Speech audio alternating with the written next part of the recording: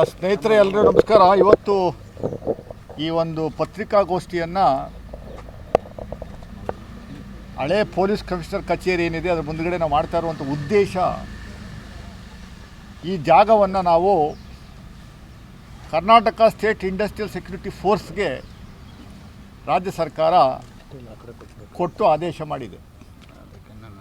ಇಡೀ ರಾಜ್ಯದಲ್ಲಿ ಇಲ್ಲಿಯವರೆಗೆ ಮೈಸೂರು ಭಾಗದಲ್ಲಿ ಏನು ಪೊಲೀಸ್ನ ವ್ಯವಸ್ಥೆ, ಡ್ಯಾಮ್ಗಳು ನೋಡ್ಕೊಳ್ಳುವಂಥದ್ದಕ್ಕೆ ಇನ್ಫೋಸಿಸ್ ಇರ್ಬೋದು, ಆಮೇಲೆ ಕಾರಾಗೃಹಗಳನ್ನು ನೋಡ್ಕೊಳ್ಳುವಂಥದ್ದಕ್ಕೆ ಕರ್ನಾಟಕ ಸ್ಟೇಟ್ ಇಂಡಸ್ಟ್ರಿಯಲ್ ಸೆಕ್ಯೂರಿಟಿ ಫೋರ್ಸ್ನ CISF ಮಾದರಿ ಅಡಿನಲ್ಲೇ ರಾಜ್ಯ ಸರ್ಕಾರ ಏನು ನಿರ್ಮಾಣ ಮಾಡಿತ್ತು, ಅದಕ್ಕೆ ನಮ್ಮ ಕೇಂದ್ರ ಸ್ಥಾನ ಮೈಸೂರಿರಲಿಲ್ಲ. ನಮ್ಮ ಮೈಸೂರು ಭಾಗದ ಎಲ್ಲ KSISF ಅಧಿಕಾರಿಗಳ ವರ್ಗ, ಸಿಬ್ಬಂದಿ ವರ್ಗ ಶಿವಮೊಗ್ಗಕ್ಕೆ ಹೋಗಬೇಕಾಗಿತ್ತು. ಮೊದಲನೇ ಬಟಾಲಿಯನ್ ಶುರುವಾಗಿದ್ದು ಬೆಂಗಳೂರಲ್ಲಿ, 2ನೇ ಬಟಾಲಿಯನ್ ಶಿವಮೊಗ್ಗ, 3ನೇ ಬಟಾಲಿಯನ್ನು ಧಾರವಾಡ.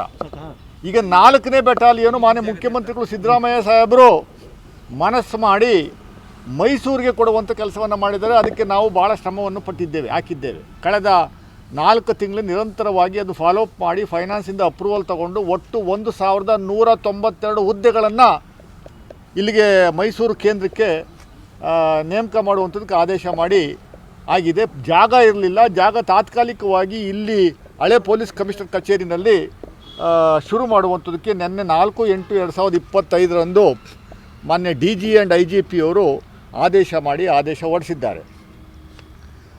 ಒಟ್ಟು ಇವರ ಕೆಲಸ ಏನು ಅಂದರೆ, ಕರ್ನಾಟಕ ಸ್ಟೇಟ್ ಇಂಡಸ್ಟ್ರಿಯಲ್ ಸೆಕ್ಯೂರಿಟಿ ಫೋರ್ಸ್ನವ್ರದ್ದು, ಪೊಲೀಸ್ನವ್ರ ತನ್ನ ಮೈಸೂರು ಏರ್ಪೋರ್ಟ್ ಒಳಗಡೆ ಸೆಕ್ಯೂರಿಟಿ ಏನಿದೆ ಅದೆಲ್ಲ ಪೂರ್ತಿ KSISFನವ್ರದ್ದೇನೆ. ಮೈಸೂರು ವಿಮಾನ ನಿಲ್ದಾಣ ನೋಡ್ಕೊಳ್ಳುವಂಥದ್ದು ಒಟ್ಟು 8 ಜಿಲ್ಲೆ ಇವರು ವ್ಯಾಪ್ತಿಗೆ ಬರ್ತವೆ. ಮೈಸೂರು ಕೇಂದ್ರದ ವ್ಯಾಪ್ತಿಗೆ 8 ಜಿಲ್ಲೆ ಬರ್ತವೆ. ಇವ್ರ ಕೆಲಸ ಮೈಸೂರು ವಿಮಾನ ನಿಲ್ದಾಣಕ್ಕೆ ಸೆಕ್ಯೂರಿಟಿ ಕೊಡುವಂಥದ್ದು, ಮೈಸೂರು ಕೇಂದ್ರ ಕಾರಾಗೃಹಕ್ಕೆ ಸೆಕ್ಯೂರಿಟಿ ಕೊಡುವಂಥದ್ದು, KPAಗೆ ಕರ್ನಾಟಕ ಪೊಲೀಸ್ ಅಕಾಡೆಮಿ ಏನಿದೆ ಅಲ್ಲಿ ನೋಡ್ಕೊಳ್ಳುವಂಥದ್ದಕ್ಕೆ ಕಬಿನಿ ಜಲಾಶಯ, ನಗು ಜಲಾಶಯ, ತಾರಕ ಜಲಾಶಯ, KRS ಜಲಾಶಯ, ಶಿಂಷಾ ಮತ್ತು ಶಿವನಸಮುದ್ರ ವಿದ್ಯುತ್ ಸ್ಥಾವರಗಳು, ಆರಂಗಿ ಜಲಾಶಯ, ಹೇಮಾವತಿ ಜಲಾಶಯ ಮತ್ತು ಮಂಗಳೂರು ಕಾರಾಗೃಹ, ಇಷ್ಟನ್ನು ನೋಡ್ಕೊಳ್ಳುವಂಥದ್ದಕ್ಕೆ ಇವ್ರಿಗೆ ಬದ್ಧತೆ ಇರುವಂಥದ್ದು. ಇದಲ್ಲದೆ ಪ್ರೈವೇಟ್ ಸೆಕ್ಯೂರಿಟಿ ಇನ್ಫೋಸಿಸ್ಗೆ ಕೊಡುವ ಕೆಲಸವನ್ನು ಕೂಡ ನಾವು ಮಾಡ್ತಾಯಿದ್ದೀವಿ. ಅದಕ್ಕೆ ಚಾರ್ಜ್ ಮಾಡುವಂಥ ಕೆಲಸವನ್ನು ಮಾಡ್ತೀವಿ. ಇದು ಪ್ರಾಫಿಟ್ ಮೇಕಿಂಗ್ ಆರ್ಗನೈಜೇಷನ್. ಸರ್ಕಾರದಿಂದ ಕೈಯಿಂದ ಕಾಸು ಕೊಟ್ಟು ಖರ್ಚು ಮಾಡುವಂಥ ವ್ಯವಸ್ಥೆ ಏನಿಲ್ಲ. ಅದಕ್ಕೆ ನಾವು ಮೈಸೂರಿನ ಜನತೆ ಮಾನ್ಯ ಮುಖ್ಯಮಂತ್ರಿಗಳಿಗೆ ಆಭಾರಿಯಾಗಿದ್ದೇವೆ. ಈ ತಾತ್ಕಾಲಿಕವಾಗಿ 100 ಹುದ್ದೆಗಳನ್ನು ಸೃಷ್ಟಿ ಮಾಡಿ ಒಂದು ಕಮಾಂಡೆಂಟ್ ನೇತೃತ್ವದಲ್ಲಿ ನಾಳೆಯಿಂದನೇ ಕಚೇರಿ ಆರಂಭ ಮಾಡುವಂಥದ್ದಕ್ಕೆ ಹಳೆಯ ಪೊಲೀಸ್ ಕಮಿಷನರ್ ಕಚೇರಿನಲ್ಲಿ ಆರಂಭ ಮಾಡುವಂಥದ್ದಕ್ಕೆ ಶುರು ಮಾಡಿದ್ದಾರೆ. ಮೈಸೂರು ವ್ಯಾಪ್ತಿಗೆ ಒಟ್ಟು 1192 ಪೋಸ್ಟು ಸ್ಯಾಂಕ್ಷನ್ ಆಗಿದೆ. ಸೊ ಇದನ್ನು ಒಂದು ವಿಚಾರ ತಮ್ಮ ಮುಂದೆ ಹೇಳುವಂಥದ್ದಕ್ಕೆ ನಾವು ಬಂದ್ವಿ. ಇದಕ್ಕೆ ನಾನು ಭಾಳ ಪ್ರಮುಖವಾದಂಥ ಶ್ರಮವನ್ನು ಪಟ್ಟಿದ್ದೇನೆ.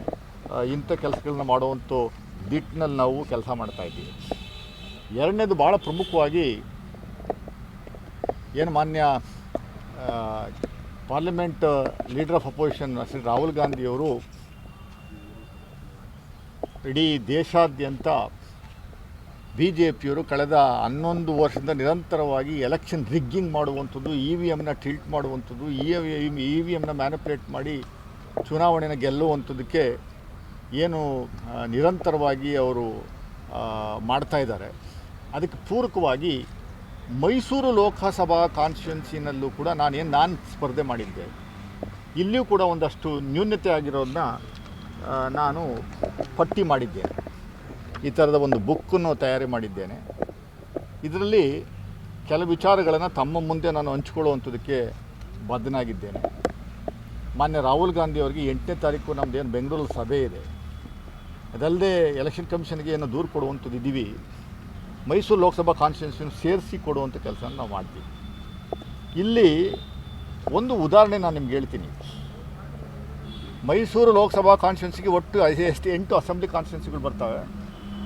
8 ಅಸೆಂಬ್ಲಿ ಕಾನ್ಸ್ಟಿಟ್ಯೂನ್ಸಿಯಿಂದ ಒಟ್ಟು 2222 ಬೂತ್ಗಳಿದ್ದಾವೆ. 2202 ಬೂತ್ಗಳಿದ್ದಾವೆ. ಒಟ್ಟು 23 ಲಕ್ಷ ಮತದಾರರಿದ್ದರು. ಇದರಲ್ಲಿ ಬೂತ್ ವೈಸು ನಾನು ಅಸೆಸ್ ಮಾಡಿದ್ದೀನಿ. ನಾನು ನಮ್ಮ social media incharge Hemanth Kumar ಅವರು ಎಲ್ಲ ಸೇರಿಕೊಂಡು ಕಳೆದ 4 ತಿಂಗಳಿಂದ ಕೂಲಂಕುಷವಾಗಿ ಪರಿಶೀಲನೆ ಮಾಡಿ ಸ್ಮಾರ್ಟ್ಗೆ ಹೋಗಿ ಒಂದಷ್ಟು ನಿಜವಾದ ಸಂಗತಿಯನ್ನು ಇಲ್ಲಿ ಪಟ್ಟಿ ಮಾಡಿದ್ದೇವೆ.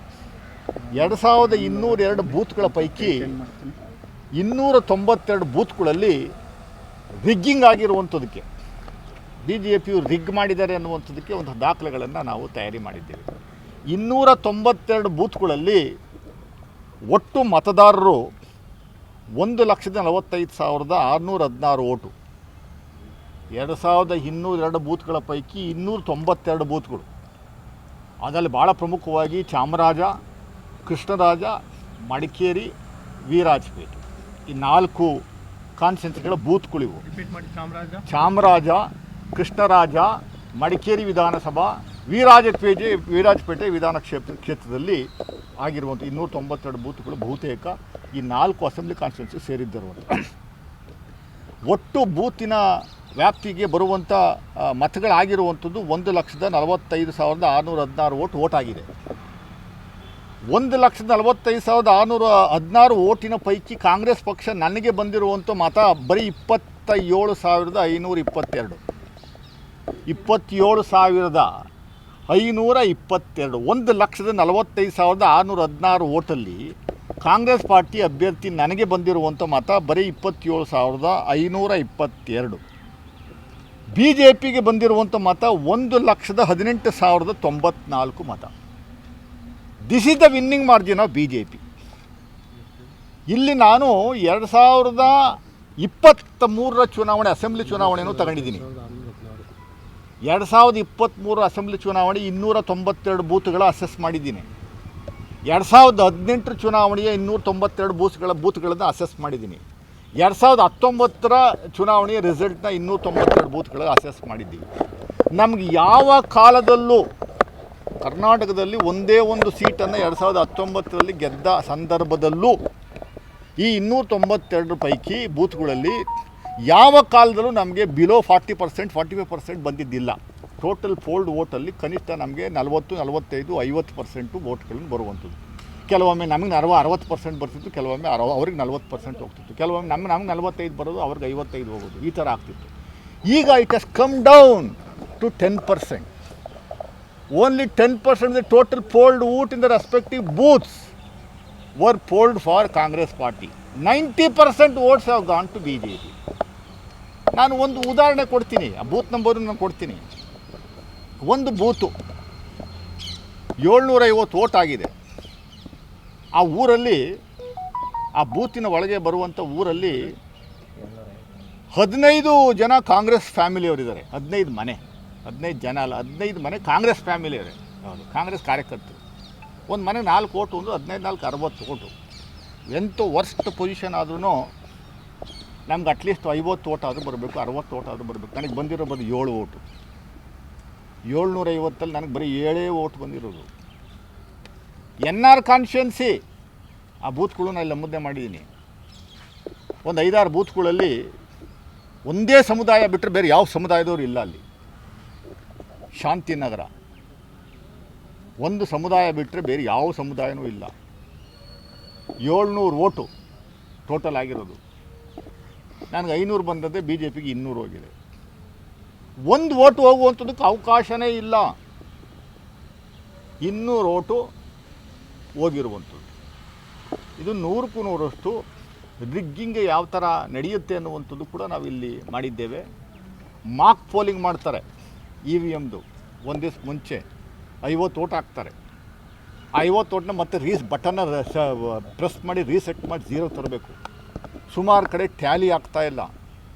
ವೋಟ್ ಆಗಿರುವಂಥದ್ದು EVMಲ್ಲಿ ತೋರಿಸ್ತಾ ಇರುವಂಥದ್ದು 750, ವೋಟ್ ಆಗಿರುವಂಥದ್ದು 700. 50 ವೋಟ್ ಡಿಫ್ರೆನ್ಸ್ ಇದೆ.